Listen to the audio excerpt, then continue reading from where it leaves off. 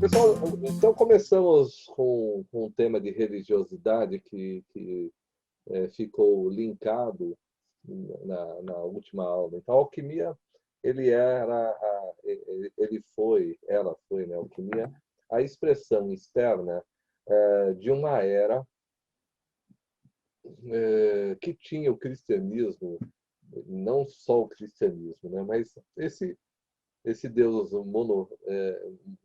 esse Deus monogâmico aí, né? Esse Deus monoteísta, islâmico, judaico, todos eles fazem parte desse projeto. E a alquimia, então, sempre foi a projeção no exterior das orientações do interior. O que nós enxergamos no exterior tem um equivalente nas imagens religiosas do interior do ser humano. Essas imagens religiosas não são, de fato, literalmente, instaladas na religião como uma coisa racional. Elas são uma necessidade psíquica de dentro e fora. Aquilo que está acontecendo dentro está acontecendo fora. E muitos dos motivos exteriores são estruturados simbolicamente, como nós vamos estudar, são estruturados simbolicamente nos ritos da sociedade, desde os primeiros tempos, né? A gente já discutiu isso um pouco e eu vou recuperar nesse primeiro encontro religioso as bases. O que quer dizer que as instâncias religiosas estão no interior na forma de imagens e na forma de sonhos e na forma de fantasias, como se todas essas estruturas do inconsciente tivesse algum tipo de espelho no exterior. Espelho esse que revela as finalidades, as perspectivas do interior da psique. Veja, nós já discutimos lá nos primeiros módulos que os povos mais primitivos tinham deuses instalados no objeto de atenção desses povos. Os primeiros entes divinos foram as próprias pedras. Adorar um monolito era, era o equivalente do que seria a religião moderna. Porque o homem tinha que, ao se ligar no objeto de estudo e de fixação do seu interesse, sentir que havia uma troca entre aquilo que eu percebo fora de mim, com uma espécie de regulagem no meu interior. Daí para eles transformarem esses deuses em deuses que sugeriam um castigo caso eu não fosse uma criança boazinha, passou a ser mitologicamente, e esse é um dos temas que nós vamos insinuar hoje, passou a ser mitologicamente e religiosamente uma explicação. Eu olhava para fora, mas também olhava para dentro, como se dentro estivesse um ordenador do meu olhar exterior. Esse ordenador sugeria que eu deveria fazer algo no sentido, né, desse trajeto. Então, nós vamos ver que a estruturação dos reis antigos, principalmente nos egípcios, de onde saem os primeiros elementos dessa estrutura ocidental. Então, o deus Ra é o nosso primeiro deus humano numa expectativa mitológica própria. E dele derivaram-se os outros deuses. Os hebreus aprenderam com os egípcios e o deus Jeová já sai do deus Ra. Depois os gregos também aprenderam com os egípcios e construíram o panteão grego. Depois os romanos aprenderam com os egípcios e construíram o panteão romano, já misturado com os gregos. E outros povos semitas, né, vão se derivando dessas divindades. O que elas tinham? Elas tinham um deus elas tinham um filho de Deus, o faraó, e elas tinham uma energia. E aí vem essas considerações antropológicas. Energia que se dispunha, como a gente vê pela libido, numa capacidade do faraó de proporcionar a prosperidade do seu povo. Veja, se nós voltarmos um pouquinho na história, extrovertidos poderiam olhar para a história e abdicar da ideia religiosa, mas entender de maneira funcional que os primeiros, o princípio desses reis estava na eficácia que um ser humano tinha em produzir alimento depois da Revolução Agrícola. Então, vocês já sabem disso, mas eu estou construindo agora uma linha de raciocínio para dentro e não para fora. E por que esses primeiros donos, né, do fluxo de alimento tinham essa competência? Porque adquiriram uma consciência capaz de olhar para a mesma cena que os demais, mas ver naquela cena uma prosperidade, um valor que os outros não viam. E isso conferia a eles, no primeiro instante, não um estado mágico, a religião não estava formada nesse pé ainda, mas num estado até de valor imprescindível. O que quase vai dar na mesma, percebe? Como esses primeiros seres humanos sabiam tirar da terra uma quantidade de comida em melhor qualidade do que os demais, então eles eram imprescindíveis, como eu falei. Sem eles, a tribo morreria de fome. E daí isso se instalar como um apelo luminoso, né, como um apelo de encantamento e de adoração. Veja, a terra agora era uma mãe cujo leite passava para o seio desses primeiros seres humanos que conseguiam simbolicamente alimentar os demais. E eles ganharam a mesma importância, né, que os filhos, né, que o Arthur, o Mateu aí têm com as suas mães. Minha mãe é um Deus que me alimenta. Não esquecer que estavam no estado quitônico, onde, como para essas crianças, não existe um eu ainda. Nenhum deles se vê como eu. A criança vê o mundo lá fora sem um ajuizamento do mundo.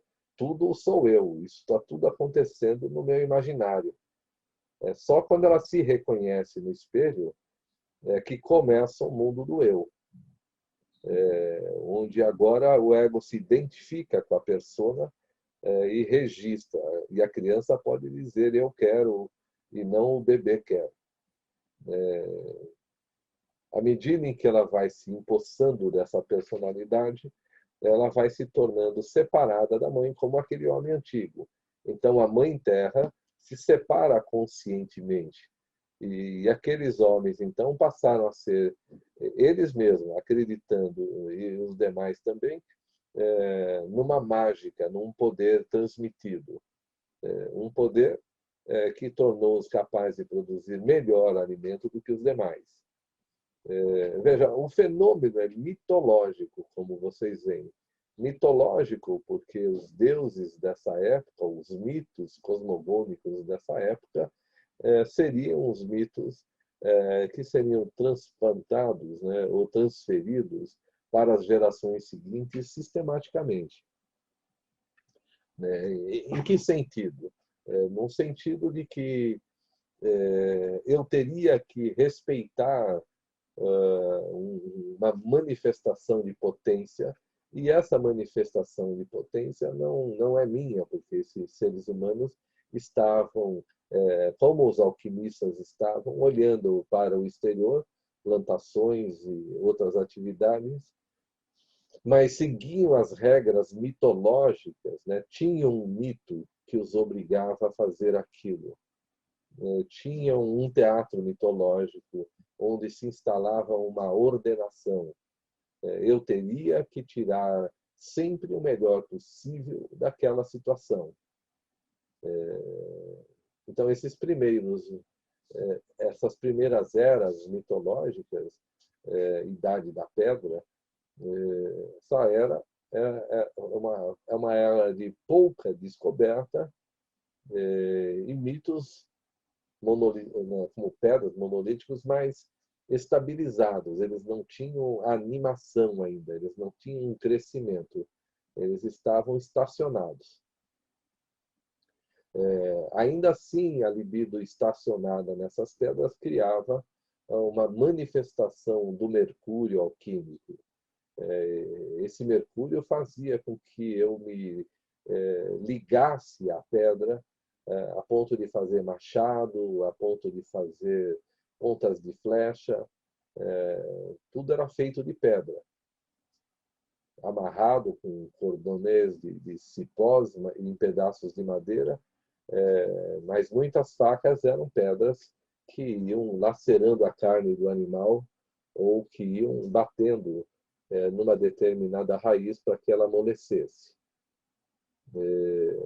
Então, veja, mito seria esse sistema ordenado que insere o indivíduo num objetivo de conduzir a sua experiência cotidiana numa avaliação sistemática da realidade que o cerca.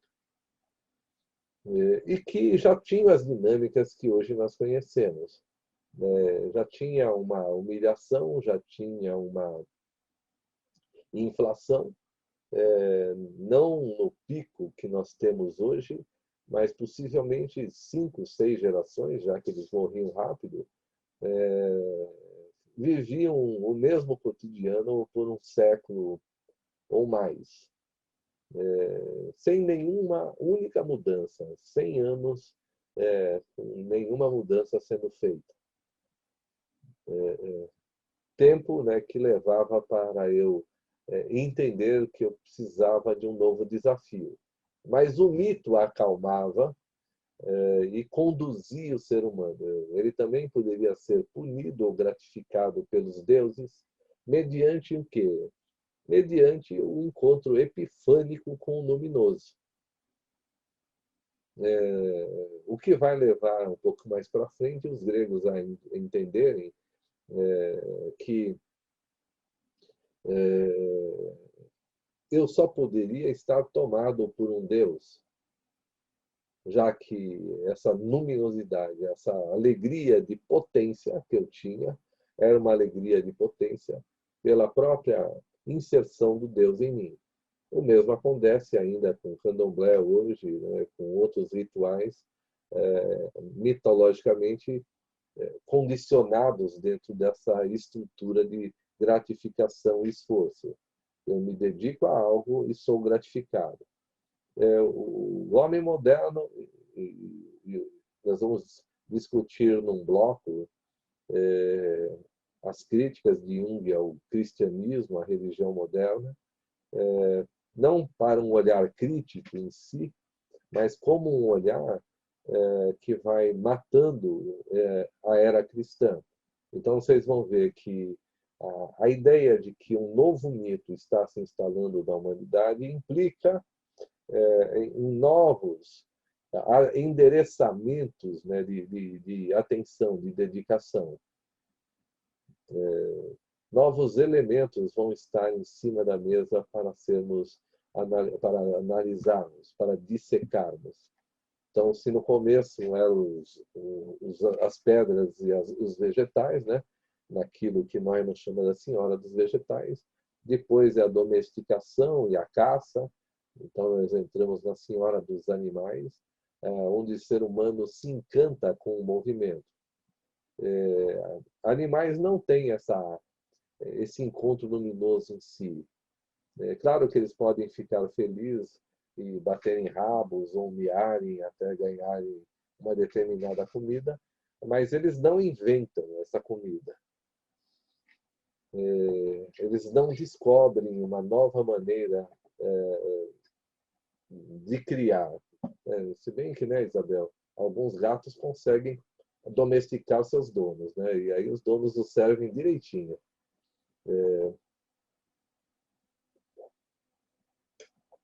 Então, parece que gatos e cachorros talvez sejam instâncias superiores da existência, porque eles dominam seres humanos, que levam eles para...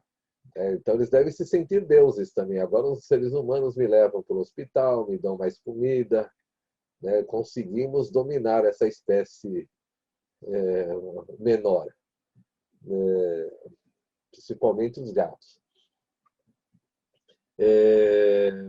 Mas não, os animais não têm essa luminosidade, então eles não têm uma relação com Deus, porque essa relação com Deus exige um ciclo de humilhação e inflação construído em cima de elementos sintomatizados pela culpa, pelo pecado, pela vergonha.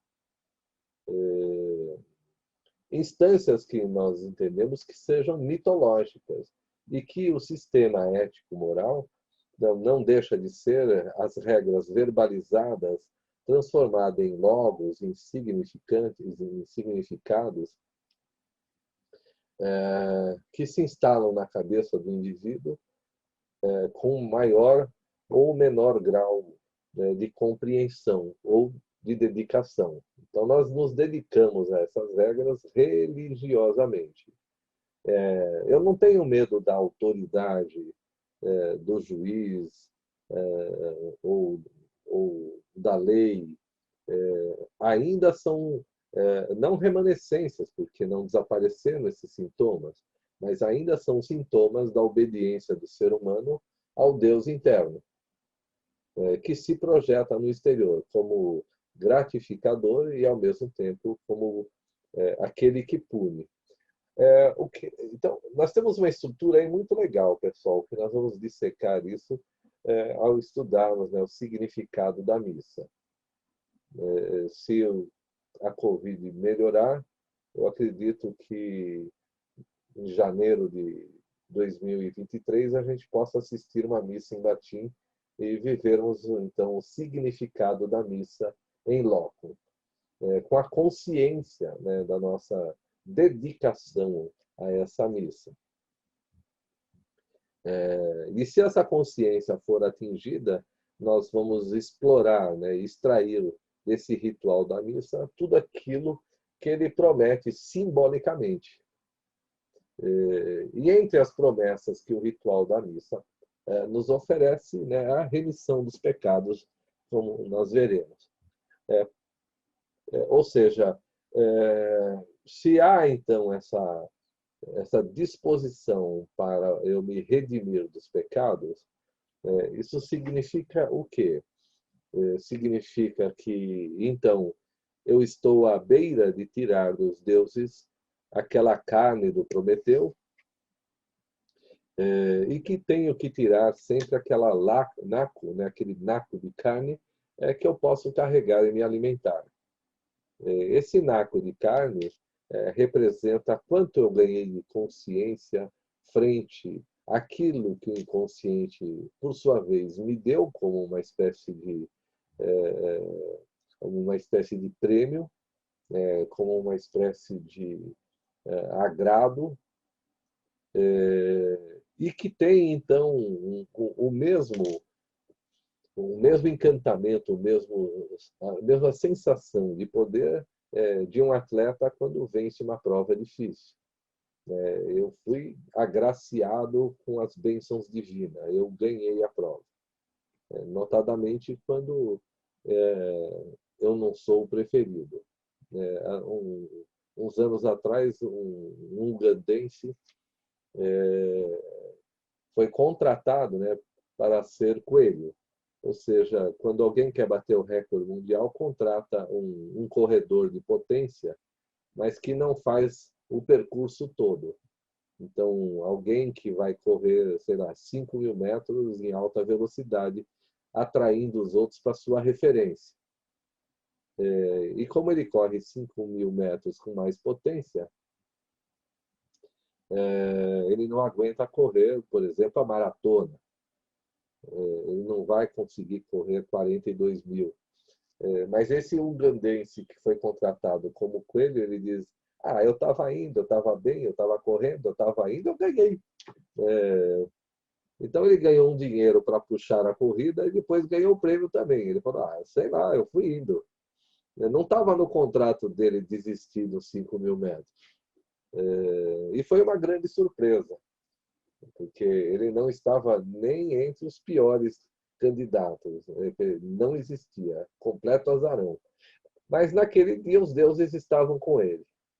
E Uganda ganhou a primeira medalha de ouro olímpica,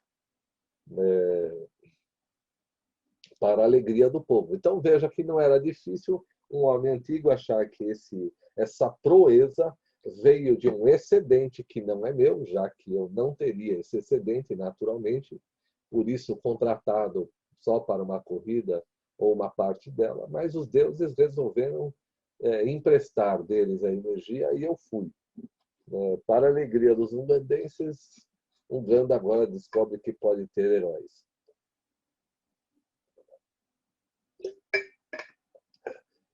E não por um acaso, né?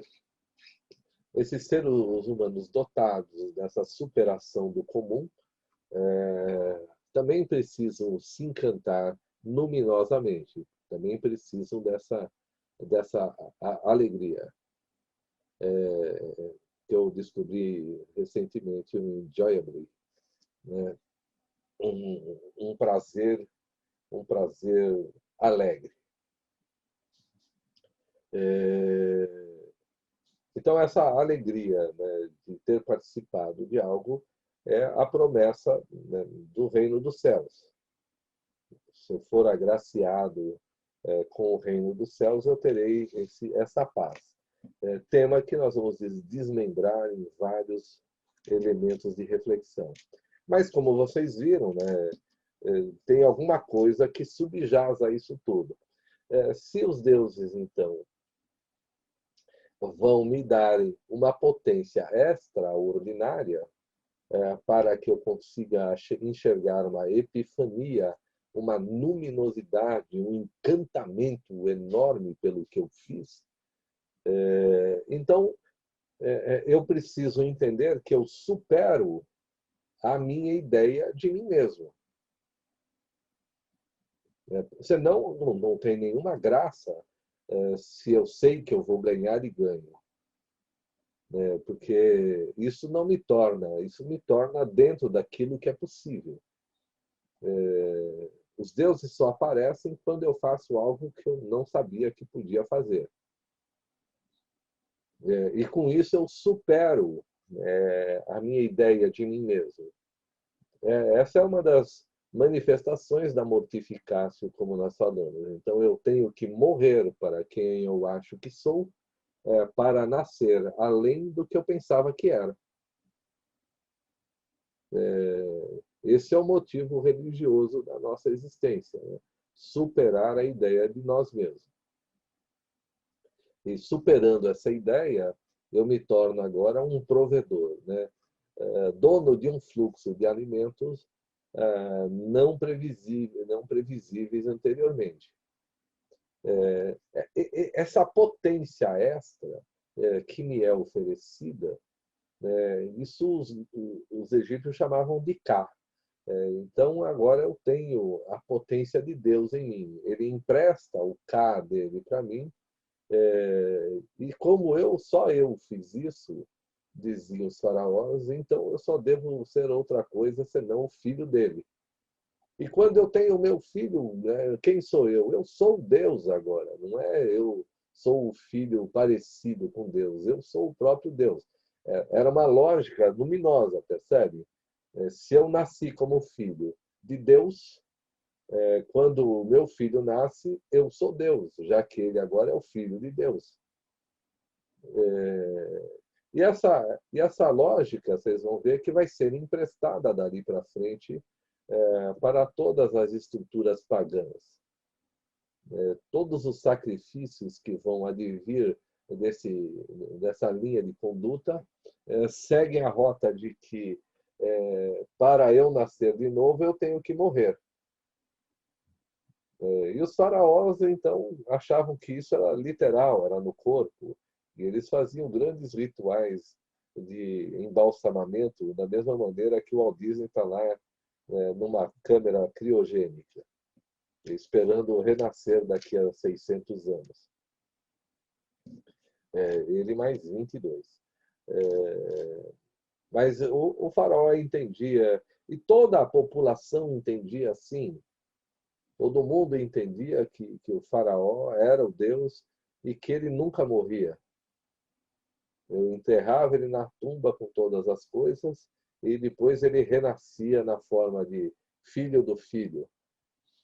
Mas ele trazia cada vez melhor o Ka. E cada vez que então alguém nascia e trazia o Ka, a prosperidade se desenvolvia. E quando essa prosperidade então estava no seu limiar, um novo Deus surgia. No começo, esses deuses eram pagãos, todos muito semelhantes, todos muito cruéis. Exigia que eu dizimasse o outro povo para mostrar para o Deus antigo que eu acabei com você. E o Deus antigo perdia para o meu Deus. Resquícios mais bélicos dos esportes gregos, onde eu só podia ganhar daquele outro se os deuses, se o próprio Apolo lutasse em meu corpo. E eu tinha então que ostentar o meu corpo na sociedade grega nu, porque aquela nudez significava que eu me tornei um veículo perfeito para que Apolo se ocupasse de mim e vencesse a luta. Apolo está orgulhoso do veículo que eu produzi. Se eu não cuidar de mim a ponto de ser potente, veja que ele não transferia a ideia de que ele ganhou a luta por conta das potências musculares, mas que ele tornou o corpo dele uma ferramenta para Apolo, que ele sim ganhou a luta.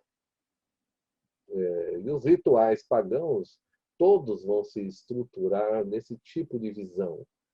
Eu tinha que ficar melhor para que o Deus pudesse se ocupar de mim. Muitas religiões impunham a ideia de um sacrifício de vida mesmo do indivíduo. Vários povos, principalmente os bélicos, eram tomados pela sua energia instintiva, e a ideia de morrer era uma ideia de viver, como vikings, tuaregues. Eles achavam que era morrendo que se vive. Só que eles faziam isso literalmente, não era São Francisco de Assis e a sua oração, não. Eles entendiam que eles iriam para o Valhalla. E logo mais à noite eu estaria tomando algum tipo de mel ou de líquidos, comemorando as minhas conquistas, as minhas batalhas com o próprio Odin na mesa, não menos. Vejam, pessoal, esses mitos, eles sempre se assemelham, eles têm sempre essa mesma estrutura. Um prêmio celestial.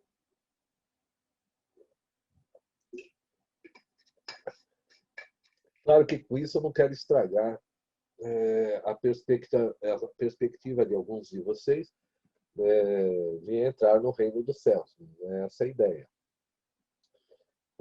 Mas com a psicologia analítica, nós fomos entendendo que esses mitos eram equivalentes à consciência, ao nível de consciência que as pessoas tinham, mas arquetipicamente eles tinham todas as estruturas já naqueles primeiros tempos, 7.000, 8.000 anos atrás, que nós temos hoje. Se vocês compararem, o sistema é idêntico. Se você for bonzinho, você vai ganhar um prêmio do Papai Noel, ou de Deus, que não vai permitir que você seja do mal.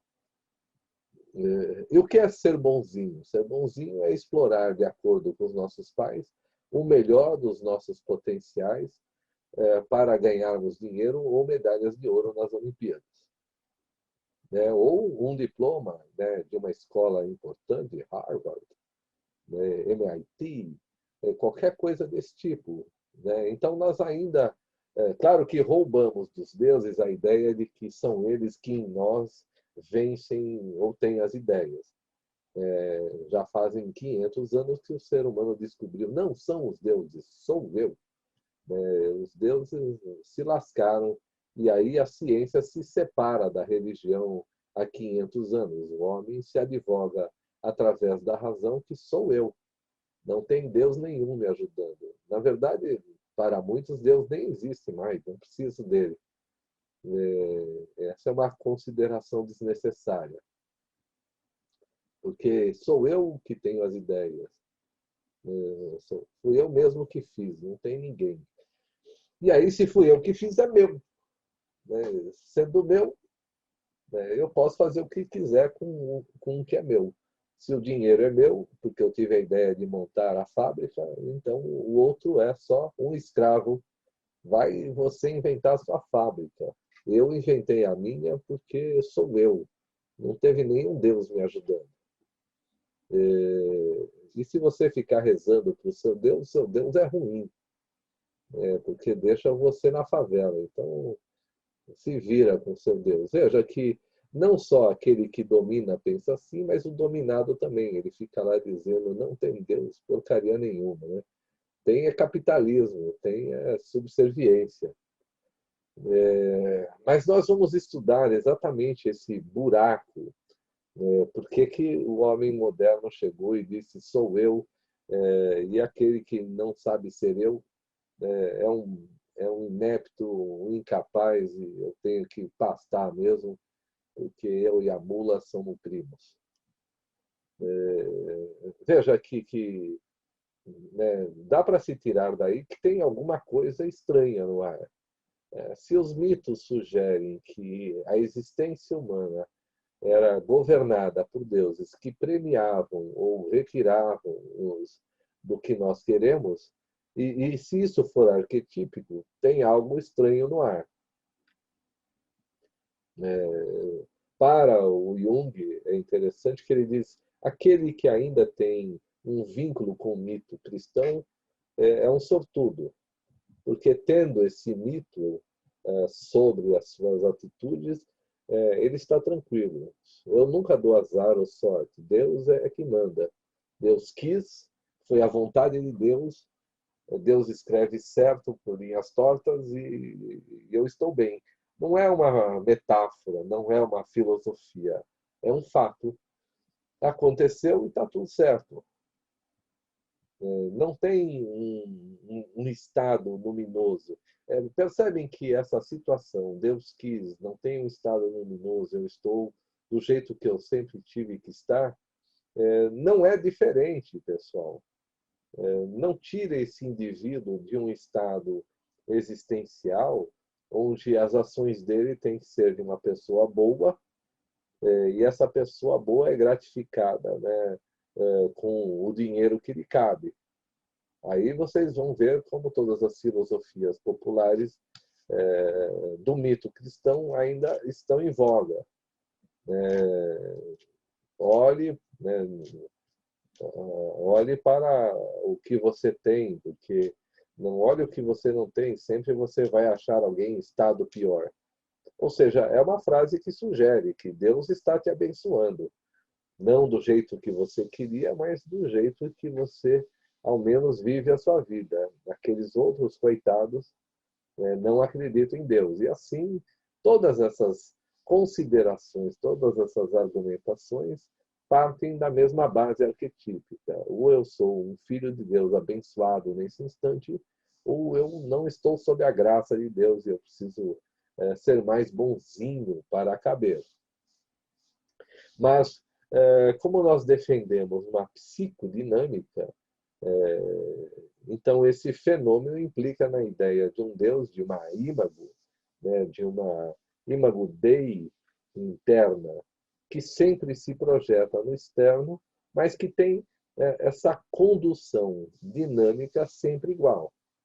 Eu tenho que dar o melhor de mim para achar o luminoso, e achando o luminoso, eu fui abençoado por um Deus. No nosso trabalho, os nossos clientes vão nos buscar porque eles perderam um contato mitológico anterior. Deus já não conversa com o ser humano hoje. Nesse momento de pandemia no país, muitas famílias estão dizendo ele era um homem honesto, né? E aí um monte de políticos corruptos estão no poder e nenhum deles morre de Covid, né? Mas o meu marido, né, morreu, ele trabalhava duro, Deus é injusto, né? Deus dá nozes a quem não tem dentes. Porque nós que temos dente comemos farelo, não comemos nozes. Entende que todos esses pensamentos, todas essas construções, elas têm essa estrutura que eu estou descrevendo, a estrutura arquetípica de uma ordem de potência estabelecida. E que não é diferente também, pessoal, daquilo que se via na alquimia, quando uma diferença de potencial produzia uma explosão em substâncias que eram tranquilas sem estar juntas, como para fazer a pólvora, por exemplo. Então, para fazer a pólvora, você precisava de um produto inflável e um outro com grande potencial de expansão. Inseria tudo dentro de uma cápsula apertada e aquele que inflamava produzia gases, né, e esses gases explodiam, né, empurrando então o projétil para frente, né, numa força propulsora, de tal maneira que o projétil viajava em alta velocidade para o peito da sua vítima. Mas o alquimista, no primeiro instante, se surpreendia com aquela explosão. Eram substâncias pacíficas, mas combinadas, queimavam tudo, explodiam. Então eles entendiam que havia um Deus ali, que havia uma manifestação de potência, o mesmo tipo de manifestação do atleta campeão grego, daquele que conseguia, com o K dos deuses faraônicos, prosperar o seu povo com boas ideias.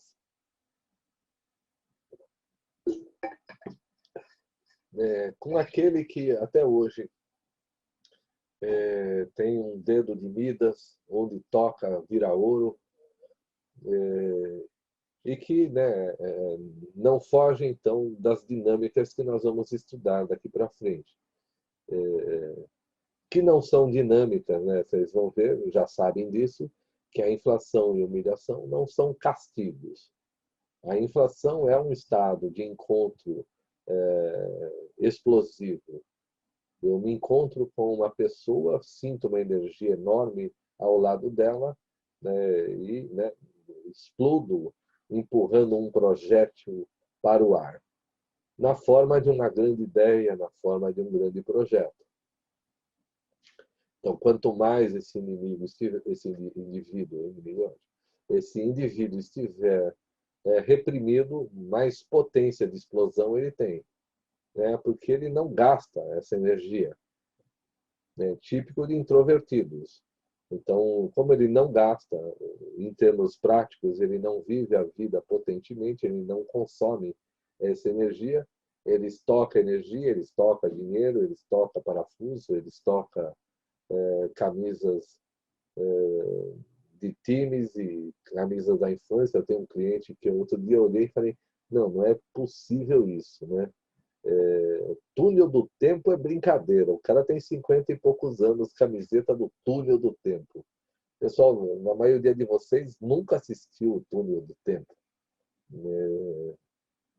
Tem mais de 50 anos, deixa eu ver, tá? Tem mais de 50 anos o Túnel do Tempo agora. E o cara tem uma camiseta de época, né? Vai juntar tranqueira em outro lugar. Agora mesmo, que nós acordamos um mundo lúdico dentro dele. Ele gastou R$ 1.000 em miniaturas de carros da Corrida Maluca, dos Flintstones. Você fala, meu Deus do céu, né? Veja, mas mostra uma potência reprimida. A criança recupera o seu mundo imaginário e ele manifesta isso na compra desses objetos, como se eles fossem agora e serão catalisadores. E aos 56 anos ele deu à luz a gêmeos, sem interferência, sem, não é artificial, não. É transa antiga mesmo, como ele diz. Então, tá vendo? Fiz gêmeos. Ele está se achando mesmo, né? Inspirado pelos deuses, ganhou uma potência inédita. Então, veja, pessoal, que inserir o ser humano nas leis inconscientes que se projetam sempre explorando do lado de fora as mesmas, o equivalente dos mesmos potenciais que não vimos antes da nossa ação. O analista, então, é um alquimista da alma. Nós enxergamos a matéria-prima no nosso cliente e acreditamos mesmo. Lá dentro tem uma potência em transformação, e se os deuses permitirem, ou se o inconsciente entrar em acordo com a consciência, esse indivíduo é capaz de fazer coisas impensáveis. E impensáveis mesmo, não é que é impensáveis porque estavam no pensamento do impossível. Impensáveis porque eu vou pensar em algo que eu nunca pensei. E para pensar em algo que eu nunca pensei, vejam que há uma dinâmica. Não esquecemos também que, se eu nunca pensei, base para o nosso trabalho, por isso que daí derivam várias das minhas considerações, o analista não pode induzir o cliente.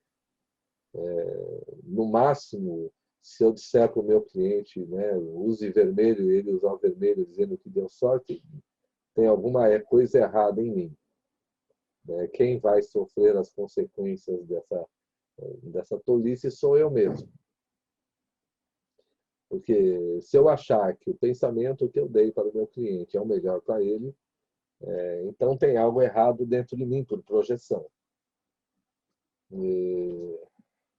Ou seja, o mundo aprisionado do meu cliente vai ser o meu mundo agora. Ele ganha a minha perspectiva e eu ganho a dele.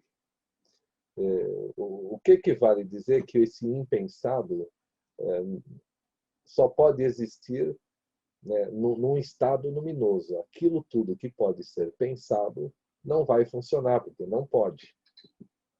Se pudesse, não teríamos a luminosidade, não teríamos uma dedicação de superação de nós mesmos e da realidade do nosso entorno.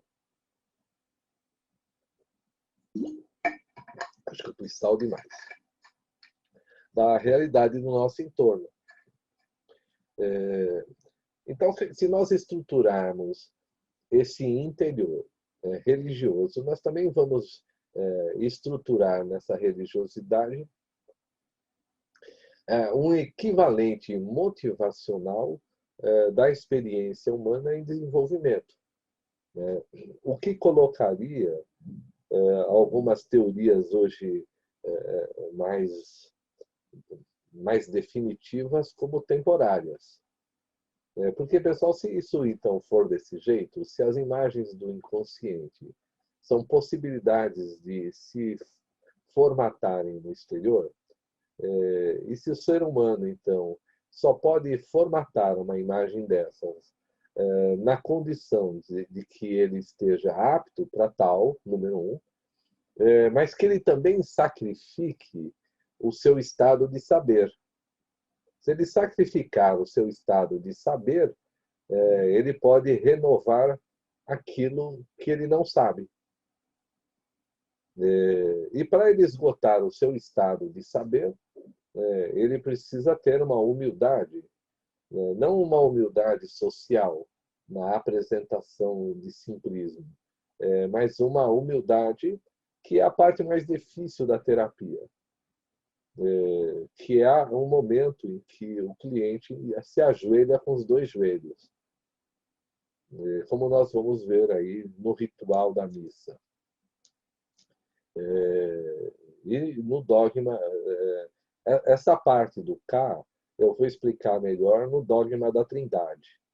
E essa parte, né, do ajoelhar está no símbolos de transformação na missa. E símbolos da transformação na missa, esse ajoelhar significa um reconhecimento do ego que qualquer coisa que ele faça agora não tem utilidade. Jogue fora tudo aquilo que você acha que você está pensando como certo. Desperdice tudo isso. Dispense. Nada disso vai servir. Mas, veja, pessoal, esse estado de subserviência chega a ser uma espécie de heresia. Subserviência ao meu saber. Chega a ser uma heresia. É uma resistência, uma desobediência aos deuses que querem se conscientizar. Mas o ego resiste a isso. Isso é psicodinâmico, pessoal. Não envolve uma condenação, um pecado em si, tampouco uma penitência em si. Mas isso precisa acontecer para que se viva o teatro dessa transformação. Sem isso, não é possível. Sem que eu revele, né, a minha resistência. E como é que eu revelo a minha resistência para o mundo? Nas minhas certezas. Eu tenho certeza que isso é assim. A maneira como eu vejo é a maneira que eu preciso ver, que é certa de ver. Meus ensinamentos são assim. Até, pessoal, aquilo que nós já sabemos também. É por isso que as pessoas, aspas aqui, pessoal, aspas não, parênteses, parênteses aqui, nenhum ser humano é culpado pelo que faz, pelo que pensa, não se trata disso. Mas todo ser humano vive o embate entre a consciência e o inconsciente de maneira religiosa, mesmo que ele seja ateu. E a maneira religiosa, ela sugere sempre essa queda do paraíso. Os deuses dizem, não faça isso, e eu tenho que desobedecer. Da mesma maneira, então, quando o inconsciente quer que o indivíduo abra a mão do seu jeito de pensar, a resistência dele em não abrir mão do jeito de pensar é uma resistência herética em si, porque eu desobedeço os deuses. E ao desobedecer os deuses, eu transfiro para mim a perspectiva de uma autonomia. Mas eu tenho que ser punido por isso, para que a minha desobediência traga só aquilo que eu posso ver. Portanto, o pecado original é o ganho de consciência. Adão e Eva, expulsos do paraíso, cometeram o pecado original. Desobedeceram a Deus, mesmo que a cobra, a serpente, seja Deus travestido. Mesmo que nos aspectos tônicos da natureza, nos aspectos mais underworld da natureza, venham os seres que vão nos provocar contra o mundo estabelecido dos deuses. Sempre vai existir alguém que diz, eu tenho um Deus melhor. E aí um novo mito se instala. Mas é na compreensão, é na consciência que isso acontece. Quando eu ganho uma nova consciência, percebem? Que o sistema em si não se atrita em si, mas a releitura da consciência, né, provoca a instalação de um novo mito, um mito que não é o mito de Zeus, que não é o mito de Votan, mas que é o mito do Deus único, e depois um novo mito se instala, cujas regras se modificam para eu ser bonzinho ou do mal. Então, eu serei do mal quando a minha imersão na realidade não produz em mim ainda uma estabilidade psíquica para eu realizar o luminoso. Não há uma conversão daquilo que é inútil para aquilo que vai se tornar útil. É um paradoxo, né? Porque, por exemplo, se um bandido te assalta na rua, então ele está ganhando uma consciência, né, através das consequências desse assalto que ele provoca. Ele pode ser preso, pode ser morto, e chega então à conclusão de que o recurso que ele usou para ganhar algum tipo de validade é instintivo. O meu cachorro briga por osso, mas não constrói, de novo, não constrói a capacidade de encontrar um luminoso superando esse recurso mais primitivo por um novo. As pessoas tentam enganar outras pessoas em estelionatos inúteis, mas as duas pessoas estão envolvidas nessa primitividade. Nós temos que sempre enxergar que a nossa dinâmica implica em que eu melhore a ferramenta que eu tenho e passe para um outro estado de consciência. Então, essa expulsão do paraíso sempre é uma expulsão por ofensa, tem uma penitência, e tem uma coisa interessante, não é? Que nos leva. Hoje eu só estou fazendo um mapa do que nós vamos estudar, que nos leva a uma série de considerações. Vejamos então uma outra. Uma criança, por exemplo, pode apanhar dos pais por motivos que ela desconhece. Se ela quebrou alguma coisa, sentou em cima do computador, rasgou o diploma do pai, quebrou o bulizinho da bisavó que trouxe da Iugoslávia. Essas coisas a criança não entende, o mundo dela é curioso, ela está especulando, mas ela apanha. Movidas pela emoção de uma perda, entre aspas, importante dos pais, ela é punida. E ela fala, caramba, mas o que eu fiz? Porque para ela não fez nada, não entendi nada. Tá bom, a coisa que eu estava mexendo quebrou. Tá bom, aquele papel estranho eu rasguei. Mas será que isso era tão importante a ponto de eu ser duramente punido? Veja, o ser humano também fala isso. E o ser humano aplica nos seus filhos a mesma indignação. Como é que eu posso estar aqui na Terra com as melhores das minhas intenções e Deus não me ajuda? Então parece que eu estou apanhando. Eu vim aqui, sou um cara bonzinho, pago imposto, não xingo a minha mãe de jeito nenhum, só quando eu estou bravo, não minto, só essa mentira. E assim por diante, mas a pessoa vai colocando esses pontos, tentando entender o que foi que eu fiz. A gente pode dizer que isso é um sintoma de confessionário. Eu confesso que errei. Mas pessoal, confessar, faz parte do ritual. A terapia é um grande confessionário, igual do Big Brother. O confessionário, eu vou falar aquilo que eu não falo nem para ninguém, mas que eu preciso contar o que eu fiz. Eu quebrei o bule da vovó.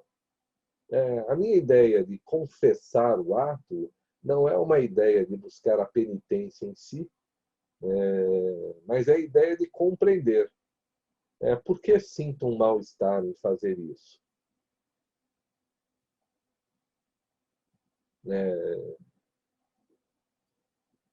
Por que isso me contém? Tem até um filme, um seriado que eu assisti outro dia, que o mafioso tem uma raiva e ele confessa, o mafioso é italiano, ele se confessa com o padre, e ele diz, eu vou matar. E o padre, calma, não mata. Ah, tá bom, então não vou matar. Mas que eu estou com vontade de matar, eu estou com vontade de matar. Mas ele confessa, eu quero matar. É claro que ao não matar, porque o padre pediu para não matar, no final ele vai ser prejudicado por isso. Mas ao confessar o ato de querer matar, veja, é como se o self dissesse: se você conduzir as suas energias instintivas para dentro da sociedade, você vai achar uma alternativa luminosa e mais potente, né, de realizar aquilo que você pretende por caminhos maliciosos. Mas eu tenho que confessar que pequei. Vocês entendem a dinâmica, pessoal, que eu estou sugerindo? Eu não estou confessando um crime, eu não estou confessando um pecado em si. Tive um caso, com a vizinha. Não estou confessando exatamente isso. Eu estou expondo o sistema à compreensão da minha natureza instintiva que não resistiu à atração e eu matei, ou eu copulei, ou eu maliciei. Enfim, eu fui arrastado por algo, por uma energia que não compreende um veículo melhor para eu conquistar a mesma vitória, né, que eu conquistaria se tivesse investido num modelo melhor. Como eu estava com essa aula e uma pergunta na turma da manhã me veio, eu contei um pouco dessa história para eles. Mas eu falei, isso lá na frente vocês vão entender melhor. E a história, ela é bem isso mesmo. Né? A história passa por um livro que chama-se A Causa do Desejo, um livro escrito por um uruguaio, né, lacaniano. E ele usa como causa do desejo uma história assim. Ele vai usar o banquete de Platão. Se vocês quiserem um dia, é uma opção de estudo, né, estudar esse livro em cima dos conceitos lacanianos, e que eu uso para o recurso religioso. Por que religioso? Porque se vocês então estão entendendo o que eu estou dizendo como religiosidade, como uma estrutura de imagens interiores que se projeta no exterior para conhecer as suas próprias potencialidades interiores. E que o ser humano, então, é um veículo disso. Eu não sei do que eu sou capaz, mas eu tenho que me ligar a algo de tal maneira que eu supere aquilo que eu achava de mim e desse algo. Os gregos antigos, então, lutavam, como eu falei, e ganhavam o direito do troféu, que era uma coroa de louros, porque os deuses estavam com ele. Aquele Cádiz, os faraós, agora era a vitória desse atleta. Mas logo, veja, como ele andava nu, oleado pelas ruas, e as pessoas ficavam encantadas, porque naquele instante ele era um exemplo de veículo eficaz para Apolo tomá-lo e vencer a luta. Então, eu tinha que deixar o meu corpo, né, o melhor possível para os deuses me tomar. E assim eu conquisto as minhas vitórias. O meu papel era ser um veículo melhor para os deuses, e os deuses, então, fariam a sua parte, lutariam no meu corpo. E é por isso, então, que eles andavam pelas ruas, e as pessoas agora desejavam aquilo que lhes faltava. Desejavam a bênção dos deuses. Porque a bênção dos deuses produzia um efeito, né, de extrema inflação. Eu andava pelas ruas e todos me admiravam. A Anitta faz isso, né, para desconforto de alguns. Ela anda nua pelas ruas e as pessoas a admiram. Então, ela está dizendo que eu sou um veículo apropriado, né? Meu corpo uma ferramenta dos deuses, deuses da luxúria, né? Deuses do panteão de Baco. Mas são deuses, porque as pessoas querem tê-la ao seu lado. Né? Se a própria Anitta agora me escolher para ser o seu amante, eu passo para um semideus, no mínimo. Mas o que eu quero dizer é que, de repente, então, as pessoas viam aqueles homens oleosos, deuses, e eu também queria aquilo. Aí não tenha dúvida, eu, né, fazia os exercícios, passava óleo e saía na rua como se eu tivesse ganho alguma coisa. E veja, aí começam os chineses falsificando tênis. Eu vou ter alguma coisa que parece que eu sou, mas eu não sou. Eu vou ter, é, eu vou ter o boné do Neymar numa balada que me custou metade do meu salário, mas as meninas não sabem disso. E elas vão só achar que eu sou alguém que pode comprar um boné de R$ 300 só para dizer que eu tenho sobrando e dane-se. Eu compro mesmo. 300 pau. Ah, tá barato essa porra. Mas começa-se isso, né? Então, essa imitação do Agalma, né, é como um desejo de ser, né? Ela vai produzir as mesmas tensões, pessoal. E essa é a causa do desejo. Eu estou simplificando, não é tão simples, mas começa daí. Vai produzir as mesmas inquietações desses falsários, desses impostores. Então, eles sabem que são impostores, mas eles não querem ser. Só que eles não lutam, eles não atiram pedras, eles não atiram arco, e eles dizem: caramba, eu queria muito sair oleoso. Sair numa imitação, mas eu gostaria muito de não ser uma imitação. Até saiu agora a síndrome do impostor nos tempos de hoje, muito adequada, né? Muito acertada. Então, vocês imaginam por que acontece isso? Quais são as tensões? Esse cara deveria confessar: eu estou enganando. Mas será que ele está enganando? Veja, não é difícil que nesse instante, no nosso encontro, vários de vocês se perguntam: será que eu posso ser psicanalista ou analista junguiano? Eu estou fazendo um curso para esse cara aí, não dá certificado nenhum. É melhor eu fazer psicologia, porque eu vou ficar com a minha consciência tranquila. Né? Porque eu sou um impostor. Quem está dizendo que eu posso ser isso? Veja que essa ideia, então, já era conhecida há 2.500 anos atrás. E claro que há 2.500 anos atrás, como ainda hoje é um evento desse tipo, esse impostor teria que ser punido com cassação do seu diploma, né, até com uma condenação por falsidade ideológica. Mas por que isso acontece?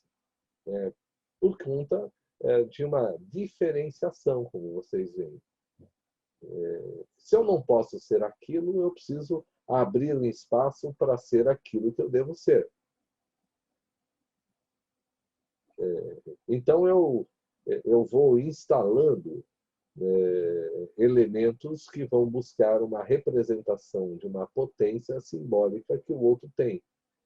Mas eu tenho que confessar para mim mesmo, até que nessa confissão do pecado, eu possa receber uma redenção. E redimido, em termos psicológicos, eu me sinto reintegrado à sociedade. Mas para as pessoas antigas, essa redenção equivaleria a ser inspirado pelos deuses em alguma outra coisa. E aí é evidente que a quantidade de deuses só aumentava. Porque, veja, se eu não podia ter o direito de ter uma ideia que fosse minha, recurso muito recente do ser humano, eu sei jogar futebol, eu descobri, eu cantei essa música, e, portanto, é meu direito de autoria, não tem que dar para ninguém, se você vai ficar famoso, fique com a sua música. Com a minha, sou eu que ganho o meu dinheiro. Então, veja, para o homem antigo não tinha isso. E aí ele tinha um encontro luminoso. Vocês imaginam quando isso acontecia, o tipo de impacto que causava no ser humano. Eu bolei, agora eu criei a roda, a roda não digo, mas eu criei o arreio do cavalo. Meu arco agora é um pouquinho maior que o outro, feito de não sei o quê. Ou seja, a invenção humana buscava, a partir dali, por imitação, a diferenciação. No começo, eu não era nada, mas depois, na enorme vontade de ser, roubava dos deuses, a partir de um dos deuses que me dava um segredo. É muito contado em mitos. Mitos que tinham exatamente esse perfil, já que esses mitos foram construídos dentro dessa época. Tudo revela sempre a mesma coisa, pessoal. Tudo revela que o ser humano precisava de uma potência ela que era imediatamente revertida num desfile de vaidade, mas também numa contribuição estimulante sobre os demais. Agora eu também queria aquilo. Não é diferente de nós olharmos uma pessoa milionária e dizermos, eu tenho inveja do que ele tem. Então, tenha a ideia. Se você roubar dele o que ele tem, você se afasta da sua capacidade de ter a ideia. Mas se você, então, quer ter a ideia, e esse é um dos outros temas, aliás, todos esses temas estão na terapia ao mesmo tempo, como vocês veem. Eu quero descobrir quem sou eu. E para que eu sirvo? O que eu posso fazer melhor? Vários clientes, se não todos, vão cair nisso. Mesmo que eles ganhem dinheiro, mesmo que eles tenham até fama, algo os incomoda. Eu não sinto luminosidade, eu não sinto que os deuses estão comigo. E ele, por mais que tenha qualquer uma dessas coisas, não sente um estado de amor decorrente do fato de ser ungido. Se eu for ungido pelos deuses, então eu tenho tudo. Mas entendam que queda do paraíso, a busca de deixar de ser um impostor, eles chamam de agalma. Agalma é o objeto que se instala no lugar dos deuses como uma espécie de demonstração que os deuses estiveram comigo. Então, os agalmas são espadas, escudos, coisas que eu ganhei como herói, que depois vão se transformar, né, em medalhas de ouro, diplomas, como eu falei, né, vão transformar-se num agalma. Eu ofereci, né, então, o melhor de mim, conquistei o direito de ter uma medalha de ouro, um diploma, um carro de R$ 500.000, uma casa desse tipo, e com isso é o meu desfile olhado, né, pela sociedade. A sociedade diz, os deuses estão com ele. Mas se fosse legítimo isso, a pessoa não se sentiria em desejo, né? Buscando a satisfação de um desejo. Porque a causa do desejo, né, é a busca da luminosidade. Aquela coisa que eu faço, que só eu faço, e que me foi presenteada pelos deuses, já que não sabia que podia fazer. E fazendo isso, então, o maior regozijo que eu tenho é o estado de consciência como representante, como co-artífice da minha realidade. Eu estou com Deus. Então, por isso que o Jung diz, eu sei Deus. A ideia de eu saber Deus, como, né, Edu, que você colocou, vem nesse conteúdo. É uma ideia de eu sei porque o ego se instala junto ao self. Ele compreendeu o que precisava ser feito. Ele construiu uma ponte. O self agora fala com ele. Então ele diz, eu sei Deus, porque eu e ele somos um só nesse instante. Mas é claro que é de uma heresia cristã, do mito cristão, enorme, já que Deus ainda é uma instância fora do ser humano. Ele concede uma bênção ao ser humano. E como é que o ser humano, então, pode saber Deus? Não tem essa instância. No filme Silêncio, tem um trecho que o japonês vai falar isso para o jesuíta. Né? Eu posso ter a natureza de Buda, mas você não pode ter a natureza do Cristo. Não é verdade. Mas naquele instante, né, 500 anos atrás, era uma meia-verdade, sim. Você não pode ter. O cristianismo não permite que eu tenha a natureza do Cristo. Seria heresia. O Cristo é uma instância única e nós somos, então, adoradores do Cristo, mas não podemos ser o Cristo. Os orientais podem ser Buda, ou encontrar a natureza do Buda, que dá quase na mesma. Então, veja, pessoal, não sei se vai ficando claro o que eu estou tentando passar, né, que o mundo se Marcos, divide. Oi, Edu. mas no caso do budismo específico, ele não é uma religião, enquanto Do ponto de filosofia. vista. Mas é É, religioso. É uma filosofia, mas tem caráter religioso. Tem caráter religioso. Como eu falei, assim, eu digo assim, eu vejo que por essa razão eles conseguem então se ver Buda e o cristão não pode se ver cristão. isso. Mas é porque o oriental, nós vamos ver, a parte que eu mais gosto é a religião oriental mesmo, você vai ver que exatamente porque ele não tem um apelo diferenciador, é que ele pode ter a natureza do Buda. Mas é religioso do ponto de vista da disposição de um ligamento entre o ego e o self. Então, como o ego do oriental está atrelado ao self, sem um direito de um eu, né? Não tem uma persona. O samurai diz, se o imperador me pedir, eu me mato. Minha vida não vale nada para mim. Então, esse eu me mato é bem isso. Eu não pertenço. É uma consciência para fazer isso. Nós vamos discutir isso bastante. A história que eu acho que eu já contei para vocês do japonesinho na sala de reunião com todo mundo debatendo do aparelho do avião.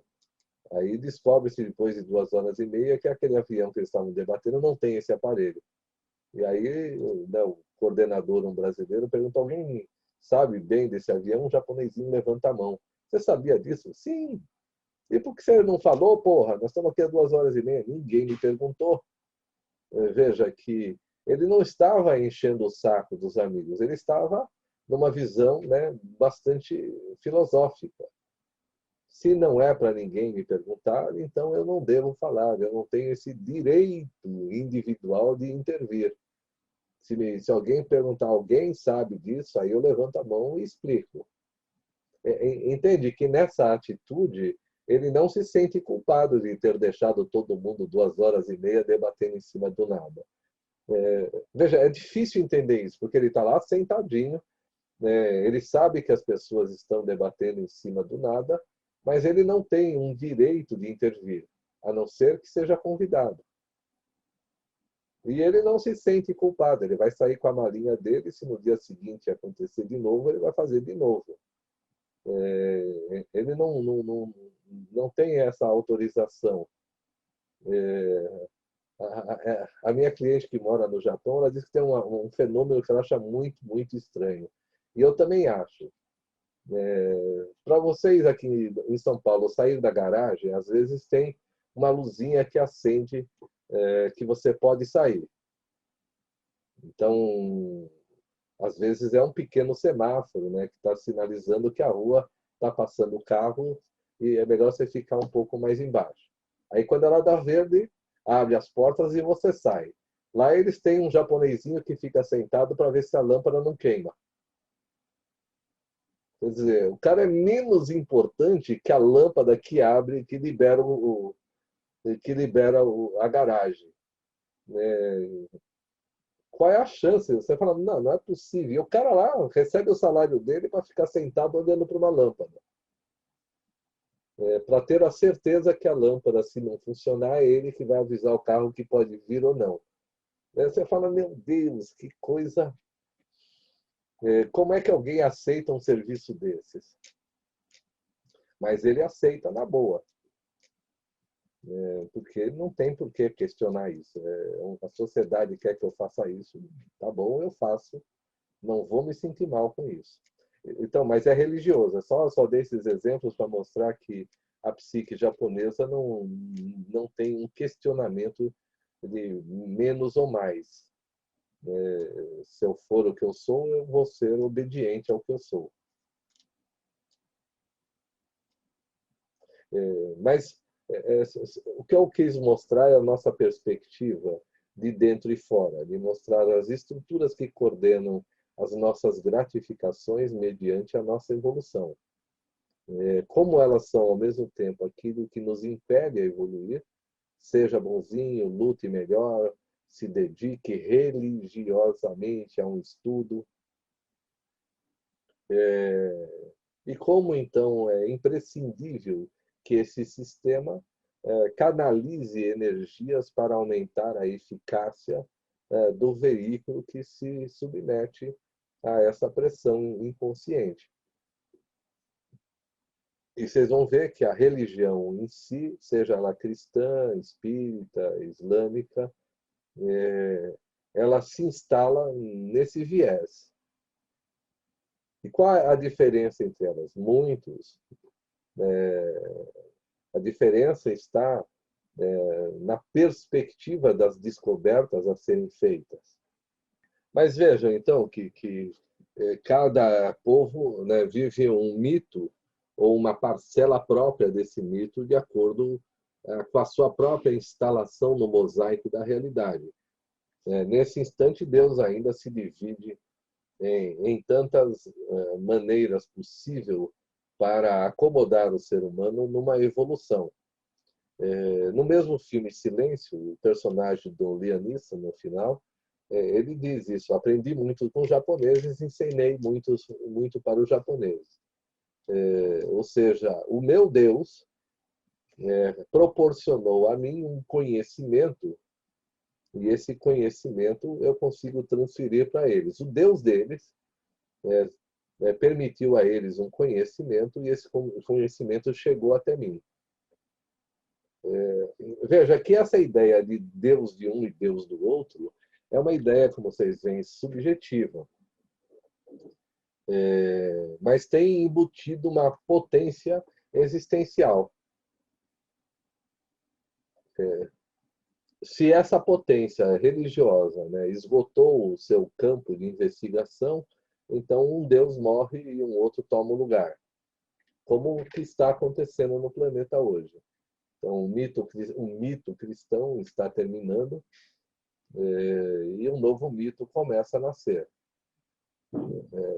Isso, entendam, pessoal, que isso implica em vários fatores. Implica num novo conjunto de exigências sobre a mesma égide, porque é uma ímago, não é uma estrutura racional e nem inventada, é uma ímago. Ela vai ter as mesmas interpelações, você sendo premiado ou punido por aquilo que você precisa desenvolver, oferecendo o melhor de si possível, para ser, então, agraciado com uma luminosidade, um estado mais pleno de existir. O que gera fé e autoconfiança. Porque entendam que autoconfiança significa que é uma palavra que daqui a pouco vai estar errada, né? Eu não posso ter autoconfiança. Se eu tenho confiança, o próprio nome diz que eu estou fiado a alguém.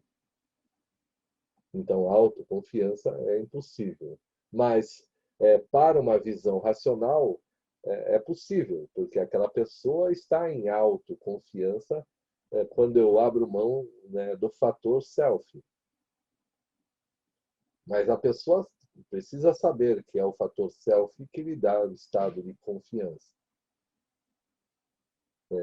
E que se eu conseguir fazer uma dinâmica de aceitar os caminhos, de aumentar a consciência para que as minhas ações sejam energeticamente mais potentes do que eram, e que a humilhação e a inflação seguem uma rota religiosa, e se eu entender as bases dessa ação religiosa, se eu compreender conscientemente isso, então a disposição para o rito fica carregado da mesma fé que um católico tem a ir à missa, ou um evangélico a ir ao culto, ou alguém do candomblé a ir para o seu ritual. É a mesma disposição religiosa. Eu sou possuído pela consciência que estou fazendo isso. Eu projeto uma entidade que vai me conduzir. Marcos, Oi, cara. então, pegando essa palavra que você usou da autoconfiança, dá para dizer que, né, um dos dramas do homem moderno é justamente essa autoconfiança, essa não ligação e conexão com esse processo que você está falando do religioso. Perfeito, perfeito. Muito legal, Camila. Você pegou com muita precisão isso. Sim, é um dos temas numa das aulas vindouras. Um dos problemas da sociedade moderna é esse. Veja, como o mito cristão ele tinha em si uma relação de fé, essa fé então favorecia o ser humano. O Jung vai dizer, né, insisto, que se você ainda for um cristão, você é sortudo, porque a sua confiança ela está garantida pela fé. Então você está fazendo o que é certo, né, sem nenhuma perturbação. porque você está confiado. E aí você vai trabalhar feliz, aí você assimila as dificuldades da vida, aceitando essas dificuldades. Você se tornou parte disso. Mas à medida em que o mito vai mudando, o ser humano vai perdendo esse fiador, né? Vai perdendo a referência. Naquela aula que eu dou lá atrás, né, do Edinger, quando ele coloca que quando o mito cristão desaparece, o ser humano se agarra em alguma coisa que pode dar para ele algum tipo de sentido para a vida. Um partido político, em menor escala, um time de futebol, até um projeto de solidariedade, um projeto de ajudar os pobres a construir casas na favela. Porque eu preciso sentir que eu estou fazendo algo junto com. Mas é uma projeção. Eu projeto naquelas pessoas a minha necessidade de uma fé. E eu quero dar para elas aquilo que eu entendo que eu procuro. Porque se eu me instalar nessa fé, então eu também sei que aquelas pessoas não vão ter problemas. Então, sim, a autoconfiança muito estimulada, né, por coach, é uma ideia até equivocada, porque quanto mais autoconfiante você tem mediante alguns parâmetros que te dão para essa autoconfiança, mais solitário você fica. Se a autoconfiança é quantas demandas você atinge, quantos bônus você ganha, e com esses bônus, quanto a sua vida vai ser melhor, você só se afasta, né, dessa confiança. Aí você quer saber só de você. Só quero saber do que pode dar certo. Entende? E aí eu não confio num sacrifício que é um sacrifício difícil, né, de fazer. Aquele que eu entrego tudo de mim. E entregar tudo de mim pode ser material, eu entrego tudo que eu tenho, mas o mais importante que eu posso entregar de mim né, a minha confiança, é quanto o meu olhar fica sereno diante de uma situação. Sem expor, né, mas você passou por isso recentemente, a busca de uma serenidade. Então, esse é um estado de confiança, eu confio. Também te elogio, porque eu sei que você fez tudo bem, você transitou por essa crise muito bem. Então, você está adquirindo confiança. Mas de onde vem essa confiança, né? Quando você confessa que não tem.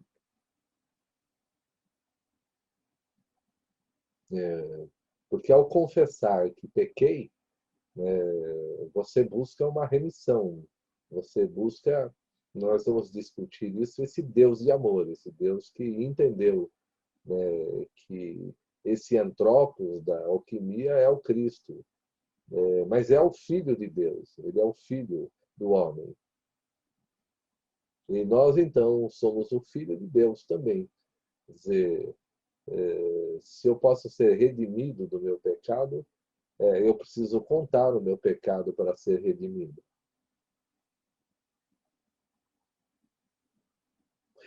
E isso é um fenômeno muito importante nas questões transferenciais de todo tipo. Esse falar a verdade não é um falar a verdade como uma prova de fé, ou, aliás, como uma prova de fidelidade.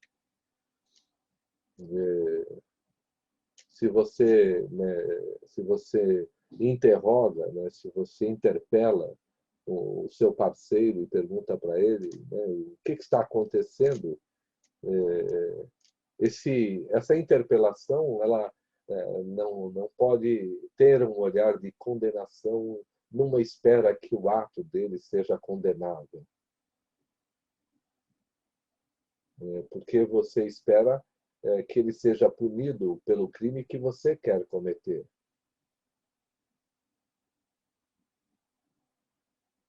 E se ele for punido, né, o seu crime vai ser realizado e o seu fim vai ser o mesmo. Mas você não pode perdoá-lo tecnicamente. Eu estou falando para a Camila, mas estamos vale para a aula de hoje. Você não pode perdoar alguém tecnicamente. Eu te perdoo. Você precisa entender que ele busca uma remissão e que naquele instante você também busca um ato de confiança. Só isso vai fazer com que todo o sistema mude a oferta das trocas. E é nesse sentido que Deus, para o Jung, o self vai encarnar. Claro que se o self encarnar, o Deus, esse Deus monoteísta vai desaparecer, porque ele não vai mais ser projetado. E isso faz com que esse sistema de confiança seja revisto, e é o que acontece, por exemplo, na pandemia hoje. Como é que ela opera e explora o ser humano naquilo que eu falei, no momento em que ele precisa se ajoelhar, e não é que ele não está sendo castigado pelos deuses, mas ele se prepara para um mundo diferente, onde novos valores vão ser instalados e ele não tem outro caminho a fazer senão aceitar essa mudança. Mas ele também se protege numa negociação precavida, né, para aquilo que ele vai arrancar dos deuses. Veja, é bem legal isso, pessoal, só a título de curiosidade e técnica aqui. Eu tenho visto os clientes, então, nessa pandemia, travando um grande confessionário, né, nas terapias. Desde, é melhor não contar comigo, eu sou um lixo mesmo, olha que droga, construí um patrimônio e agora não consigo sair dessa depressão. Ou outros que abriram alguns negócios dizendo eu sou um azarado. E eu digo, não, calma, você não é azarado. Se disponha, você só é azarado porque você inventou um negócio que você sempre quis fazer, mas não está deixando que a vida lhe dê algo diferente para você fazer. É o equivalente, a meu ver, pessoal, daqueles atletas falsos, né, do passado. Eles eram falsos porque sabiam que não eram atletas, mas não eram falsos na perspectiva de quererem ser alguma coisa que pudesse dar para eles a mesma admiração que eles tinham por aqueles que eram atletas. Ou seja, eu queria ser ele, não de um jeito em que eu invejasse, apesar de ser, mas de um jeito em que eu sentisse a força dos deuses em mim. E essas pessoas todas estão nessa mesma disposição.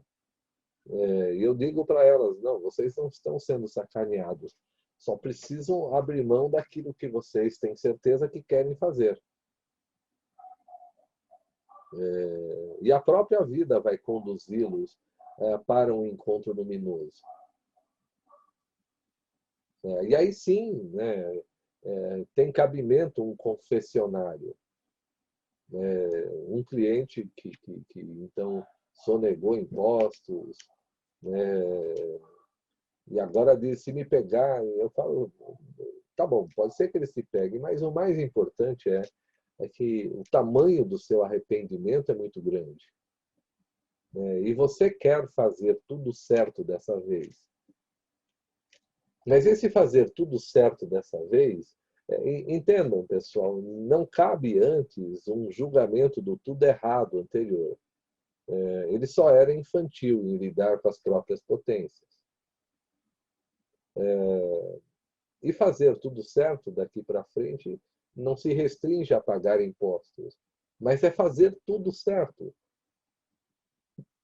As peças do quebra-cabeça dele se encaixam e ele vai fazer algo que ele diz, isso é muito certo. não é um certo perfeito, né? Eu não faço um certo perfeito. Eu gosto de fazer o que eu faço e eu acho que eu faço tudo certo. Mas não é perfeito. Só é tudo certo porque eu me envolvo na ideia de sempre enxergar um pouco mais além e, felizmente, eu tenho essa bênção de sempre estar enxergando algo diferente o tempo todo. Então, para mim, esse é o tudo certo. É que não tem nada errado. As pessoas me perguntam, mas você acha que você está certo em tudo? Eu falo, não, não é bem assim. Mas eu acho que eu não me preocupo em estar errado, exatamente. Porque não quero nem estar certo nem errado. Eu só gosto de fazer o que eu faço. E, claro, em alguns momentos eu fiquei aquém do que eu gostaria. Só me resta melhorar. É dentro dessa estrutura religiosa que está essa lógica que eu prego. Entendendo que é assim que o sistema funciona. Ele funciona num ritmo, numa batida. Se eu passo dessa fase, eu entro na outra e assim por diante, infinitamente. E eu entendo que a religiosidade ela é a peça que dentro se reorganiza e se reorganiza para a consciência. Quer dizer, não é que ela evolui em si, ela não evolui em si, mas ela se conscientiza dos aspectos que antes não eram conscientes. E o ser humano é, então, aquele que vive a inconsciência do inconsciente. Quando eu não sei o que está acontecendo, só posso entender que o que está acontecendo vem de uma instância, primeiro, quitônica, quer dizer, com a qual eu não tenho nenhum tipo de reflexão, como uma criança de 2 anos até, ela não reflete, ela não tem razão ainda. Então, o mundo dela não é feito de uma compreensão de sorte e azar. Se ela sofre uma punição, ela não deu azar. Se ela acha uma coisa legal, ela não deu sorte. Ela só fica triste e feliz. Mas daqui a pouco, com 3 anos, ela já começa a perceber que ela pode ser azarada. Por quê? Porque já começa a ter outro conjunto de recursos para interpretar aquilo que acontece com ela. Como ser humano, ele começa a ter outro tipo de recurso. E, portanto, como inconsciente, que só pode, entender o que tem que desenvolver a partir desse ser humano, que descobre que, entendendo desse jeito, a coisa não funciona.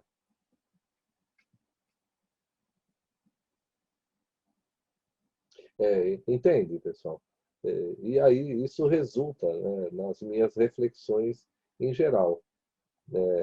Aquilo que nós já discutimos também com a ajuda do Edu, que se eu encontrar com alguém, por que que eu tenho que dizer eu sou casado?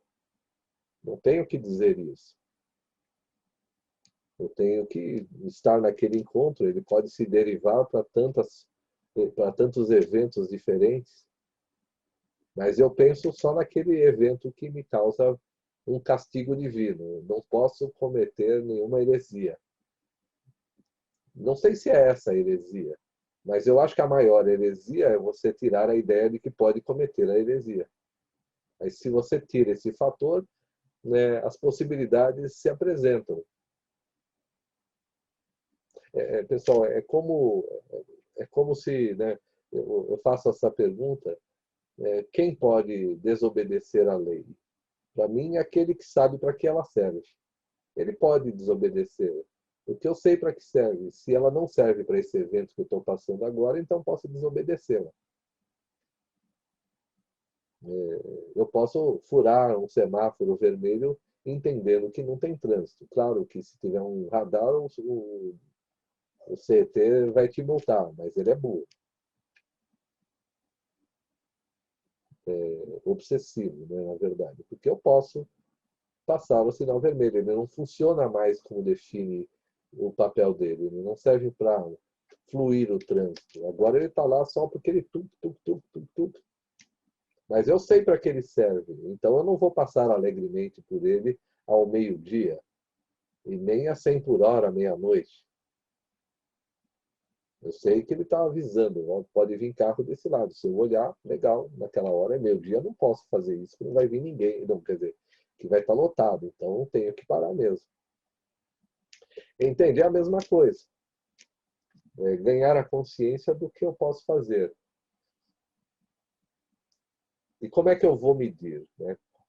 Pela culpa, né? Pela ideia de pecado, pela ideia de vergonha. Quando eu atinjo esses elementos limitadores, eu sei, passei do limite. Ou me aproximo do limite. Né? Quando aparece o sinal amarelo, é melhor eu não seguir em frente. Mas é como uma cliente que disse isso. Né? Eu não queria outro filho. Mas teve um dia que eu acordei tão tarada que eu nem entendi aquilo e estou grávida de novo. Tá vendo? Aí a vida te deu uma ajuda. Eu falei, então você não fez nada errado. Agora nós temos que discutir por que você não queria mais um filho, e isso não vai ser respondido agora, só por esse filho crescer. Mas o fato é que você não tinha esse direito de dizer eu não queria um filho. A natureza fez o que tinha que ser feito. Deu para você uma tara matinal extraordinária. Bem legal, parabéns. Mas entende? Se isso, então, por que ela se castiga dizendo eu não queria mais o filho? Não, você queria, você só não sabia que queria, mas a vida lhe proporcionou essa experiência. Agora, divirta-se. E isso para mim vale para tudo. Se você fez, está feito. Mas também não reclama também, olha, eu podia ter feito, e se eu tivesse? Não, também não reclama. Se também não fez, não tem leite derramado, não. Também é assim. Casei com a pessoa errada. Não, senhora, não inventa essa história, não. É uma história real. Uma cliente que diz, eu não sou casada com esse idiota. Eu falei, objetivamente você é. Não tiro o seu cavalinho da chuva, não, que está bem molhado. Você é a esposa, sim. É melhor isso. Pessoal, entendi qual é o projeto? O projeto é enxergarmos toda essa conversa entre o ego e as estruturas religiosas da psique, todas as instâncias, todos os rituais embutidos, e nos dispormos a vivê-los conscientemente. Sentirmos o peso daqueles que contam a história do que aconteceu nas suas disposições. E aí vamos desenvolver, né, um caminho que é igual, pessoal, que é idêntico ao sistema religioso vigente. Por isso que o Edinger escreve tantos livros religiosos, porque ele acha que a psicologia analítica ela já é uma espécie de templo, né, do novo mito. Então, eu acho tem coisas muito legais que eu gosto muito desse novo período que se aproxima.